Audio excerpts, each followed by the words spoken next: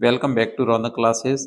आप सभी का अपने चैनल पेज पर हार्दिक स्वागत है, अभिनंदन है। बेटा, अपन ने पढ़ा है कि दो ध्रुवीयता का अंत कैसे हुआ। आज अपन वो पढ़ेंगे कि बोर्ड के एग्जाम में संभावित सभी इसके पाठ्य पुस्तक के अंदर के प्रश्न और पाठ्य पुस्तक के बाहर के प्रश्न, इन सभी को एनालाइज करेंगे और देखेंगे कि कैसे बोर्ड के एग्जाम में प्रश्न आता है और हम अपना उत्तर कैसे लिखते हैं। सभी बच्चों को जय नाथ जी महाराज की। चलिए बेटा, स्टार्ट करते हैं। बर्लिन की दीवार, इसका पहला जो प्रश्न है कि बर्लिन की दीवार का निर्माण कब हुआ। तो इस दीवार का निर्माण 1961 में किया गया। ये 150 किलोमीटर लंबी है और शीत युद्ध का सबसे बड़ा प्रतीक थी और पश्चिम बर्लिन और पूर्वी बर्लिन को अलग करती है। 28 वर्षों तक खड़ी रहती है और पूर्वी बर्लिन की आम जनता ने 1989 में इस दीवार को गिरा दिया था। इसका महत्वपूर्ण है कि इसका निर्माण कब हुआ था, 1961 में। आगे वाला प्रश्न है, व्लादिमीर लेनिन कौन था। तो साम्यवादी रूस में सोवियत संघ का नेता था। सोवियत संघ का क्या था, नेता था और कम्युनिस्ट पार्टी का संस्थापक था। 1917 में जो रूस की क्रांति हुई थी उसका नायक था। व्लादिमीर लेनिन सोवियत संघ का नेता था, कम्युनिस्ट पार्टी का संस्थापक था और 1917 की रूस की क्रांति का नायक था। बोर्ड के एग्जाम में सीधा प्रश्न पूछा जाएगा, सोवियत प्रणाली क्या है। तो आपका आंसर इन 5 बिंदुओं के अंतर्गत होगा, तो आपको पूरे में से पूरे अंक मिलेंगे। 1917 में समाजवाद क्रांति होती है और इसी क्रांति का परिणाम ये होता है कि सोवियत प्रणाली अस्तित्व में आ जाती है। यह पूंजीवाद का विरोध करती है, साम्यवाद का समर्थन करती है और सोवियत प्रणाली अर्थव्यवस्था को राज्य के नियंत्रण से मुक्त रखना चाहती है, निजी संपत्ति को समाप्त करने के पक्ष में है और सोवियत प्रणाली में कम्युनिस्ट दल के अलावा विपक्ष को किसी भी प्रकार की जगह नहीं है, विपक्ष में किसी भी दल को जगह नहीं है। तो यही क्या थी सोवियत प्रणाली। कब अस्तित्व में आती है, 1917 में। पूंजीवाद का विरोध करती है, साम्यवाद का समर्थन करती है और अर्थव्यवस्था को राज्य के नियंत्रण में रखना चाहती है, निजी संपत्ति को समाप्त करने के पक्ष में है और कम्युनिस्ट दल के अलावा किसी और दल को मान्यता नहीं थी। इसको हल्के में मत लेना, ये बहुत बार प्रश्न आ चुका है, याद कीजिए इसको। वैश्विक पटल पर द्वितीय विश्व युद्ध के बाद में विश्व की राजनीति में क्या परिवर्तन हुआ, विश्व की राजनीति में क्या चेंजेस हुए, इसके बारे में देखना है। तो द्वितीय विश्व युद्ध के बाद में सोवियत संघ और संयुक्त राष्ट्र अमेरिका, यूएसएसआर और यूएसए दोनों महाशक्ति बन गए। उनके पास में विशाल ऊर्जा के संसाधन थे, उन्नत संचार प्रणाली उपलब्ध हो गई। मतलब दोनों थे, विश्व था वो दो ध्रुवों में बट गया और दोनों महाशक्ति बन गए। अपनी विकसित अपनी विकसित अर्थव्यवस्था, ये दो बार मिसप्रिंट हुआ है, देख लेना। अपनी विकसित अर्थव्यवस्था थी जिस कारण वहां के देशों में बेरोजगारी नहीं थी, आवागमन की उन्नत संचार प्रणाली थी। तो महत्वपूर्ण परिवर्तन तो ये हुआ है कि दोनों जो शक्तियां थी वो महाशक्ति के रूप में तब्दील हो गई, महाशक्ति के रूप में बदल गई। आगे वाला प्रश्न देखना है, सोवियत संघ के पहले राष्ट्रपति कौन थे। आपका उत्तर होना चाहिए Nikita खुसरेव।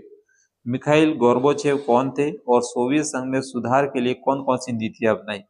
Mikhail Gorbachev communist party के महासचिव थे, उन्होंने सोवियत संघ और वो सोवियत संघ के अंतिम राष्ट्रपति थे। अब यहाँ पे कंफ्यूजन क्या होता है कि बच्चे कहते हैं कि ये तो महासचिव थे, महासचिव तो थे ही थे परंतु सोवियत संघ के अंतिम राष्ट्रपति भी थे। जैसे निकिता खुसरेव पहले राष्ट्रपति थे, ये प्रथम राष्ट्रपति थे और जो गोर्बाचेव है ये अंतिम राष्ट्रपति थे।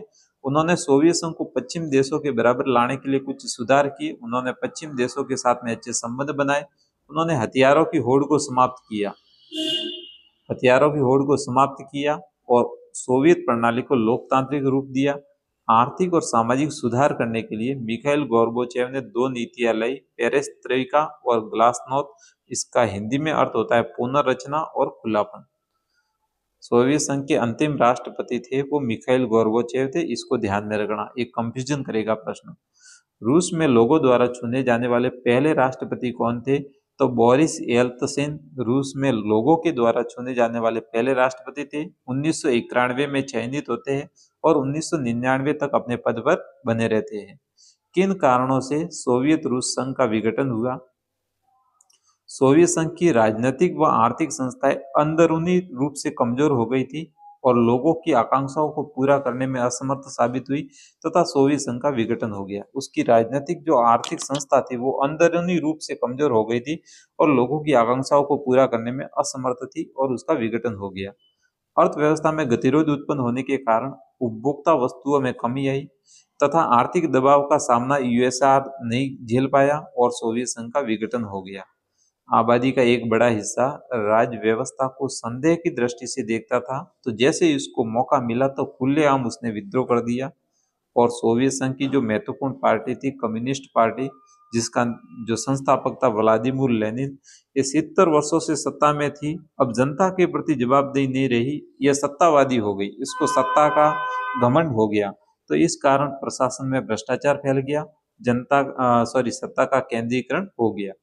मिखाइल गोर्बाचेव ने सुधार के लिए कदम उठाए और उनका क्रियान्वयन धीरे धीरे हुआ क्योंकि उसकी नीतियों को कम्युनिस्ट नेताओं ने उसका विरोध किया और इन सभी कारणों से सोवियत प्रणाली का क्या हुआ, विघटन। बहुत इंपॉर्टेंट प्रश्न है, आपकी बोर्ड के एग्जाम में आ सकता है। आगे है सोवियत संघ के विघटन से विश्व राजनीति में क्या चेंजेस हुए, विश्व राजनीति में क्या परिवर्तन हुए।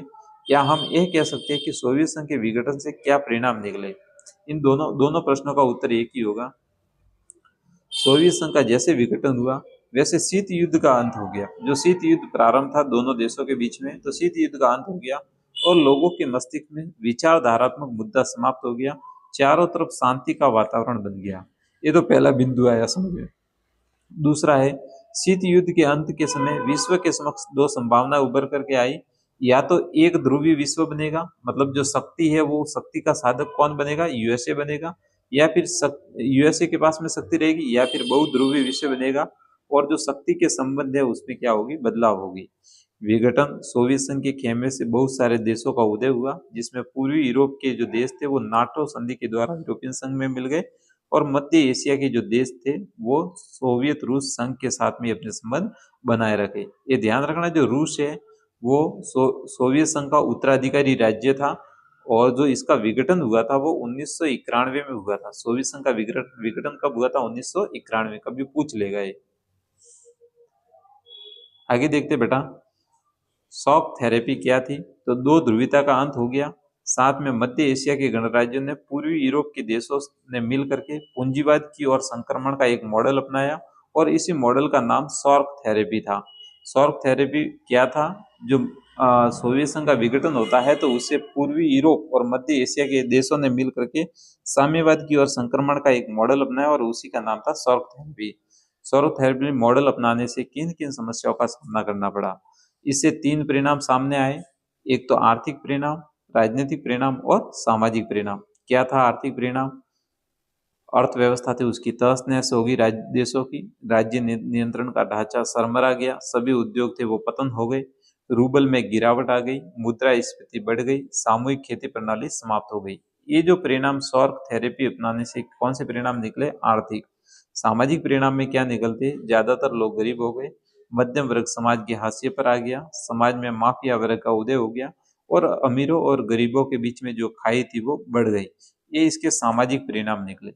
आपको एज इट इज लिखना है ताकि आपको एग्जाम में पूरे नंबर मिल जाए। राजनीतिक परिणाम में क्या हुआ, शॉक शॉक थेरेपी में ज्यादा ध्यान आर्थिक क्षेत्र पर दिया गया, तो इससे लोकतांत्रिक संस्थाओं के निर्माण का कार्य प्रारंभ नहीं हो पाया। उलझन की स्थिति में बहुत सारे देशों ने राष्ट्रपति को कार्यपालिका का प्रमुख बना दिया, उसके हाथ में बहुत सारी शक्ति दे दी, जिसके कारण संसद कमजोर हो गई और राष्ट्रपति थे वो सत्तावादी हो गए, उनके पास में विशाल शक्ति आ गई। और जो महत्वपूर्ण कार्य करना था न्यायपालिका को स्वतंत्र देना, तो इसमें न्यायपालिका को स्वतंत्र देने का कार्य नहीं किया गया। ये इसके राजनीतिक परिणाम थे। आगे देखते हैं अपन भारत के पूर्वी साम्यवादी देशों के साथ में संबंध कैसे थे। सभी साम्यवादी देशों के साथ में भारत के संबंध अच्छे रहे, लेकिन रूस के साथ में भारत के गहरे संबंध थे। पूर्वी साम्यवादी जितने भी देश थे उनके साथ में भारत के संबंध अच्छे थे, परंतु रूस के साथ में भारत के संबंध वो गहरे हैं। भारत की विदेश नीति का महत्वपूर्ण पहलू है वो रूस है, क्योंकि रूस और भारत दोनों का सपना था यदि सोवियत संघ का विघटन हो जाए तो विश्व में जो शक्ति है उस शक्ति में शक्ति का संतुलन होना चाहिए और बहुध्रुवी विश्व बनना चाहिए। तो 2001 में भारत और रूस के बीच में एक सामरिक समझौता हुआ, जिसमें दोनों देशों के बीच में 80 दस्तावेजों पर हस्ताक्षर हुए और रूस संयुक्त राष्ट्र संघ का स्थायी सदस्य है। ये स्थायी सदस्य है यूएनओ का। तो कभी भी अंतर्राष्ट्रीय मुद्दा उठता है तो रूस हमेशा भारत की सहायता करता है, चाहे वह कश्मीर विवाद हो या चाहे वह आतंकवाद के संबंध में हो तो रसिया है वो हमेशा भारत का सहयोग करता है। और दूसरा महत्वपूर्ण कारण है, भारत रूस के लिए हथियार का सबसे बढ़िया खरीदार देश है, और जब भारत तेल के संकट में रहता है तो हमेशा रूस भारत का क्या करता है, सहयोग करता है। इस प्रकार भारत के पूर्वी साम्यवादी देशों के साथ में अच्छे संबंध है, बहुत शानदार संबंध है। एक छोटे छोटे ऑप्शनल टाइप प्रश्न है कि बर्लिन की दीवार कब गिराई दी गई थी? 1961 में। सोवियत संघ का विघटन कब होता है? 1991 में। रूस की क्रांति कब होती है? 1917 में होती है। इसका एक बार विशेष ध्यान रखिए, ये आपके बोर्ड के एग्जाम में प्रश्न पूछे जा सकते हैं। धन्यवाद।